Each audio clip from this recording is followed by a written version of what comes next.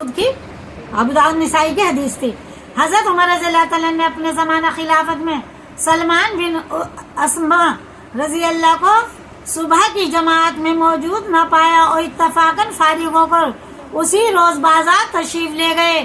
بازار اور مسجد کے بیچ میں سلیمان رضی اللہ کا مکان پڑتا تھا. حضرت سلیمان کے والدہ شفا رضی اللہ راستے میں مل گئی.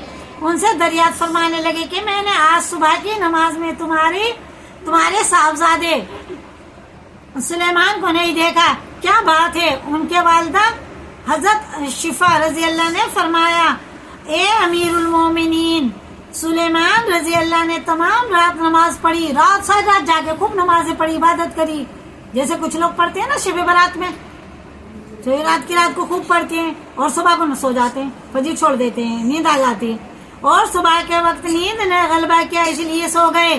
ان پر امیر المومنین حضرت عمر رضی اللہ نے فرمایا، کیا فرمایا حضرت عمر رضی اللہ نے؟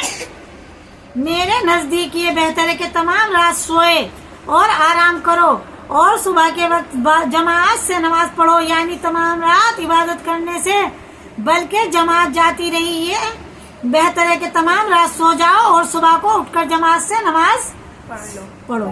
ٹھیک ہے نا؟ اگر ساری رات عبادت کری فجر پڑھی نہیں تو کوئی فائدہ نہیں کیا ہم نے، نقصان ہو گیا ہمارا بہت زیادہ. ساری رات سو جاؤ عشاء پڑھ کے اور فجر پڑھ لو تو تمہیں ساری رات نماز پڑھنے کا ثواب ملے گا. کیا ملے گا؟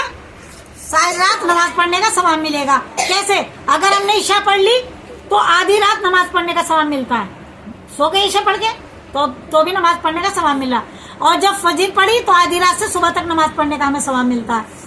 ٹھیک ہے؟ تو ساری رات نماز پڑھنے کا ثواب مل گیا، عشاء پڑھ کے سو گئے اور فجر پڑھ لی اٹھ کے.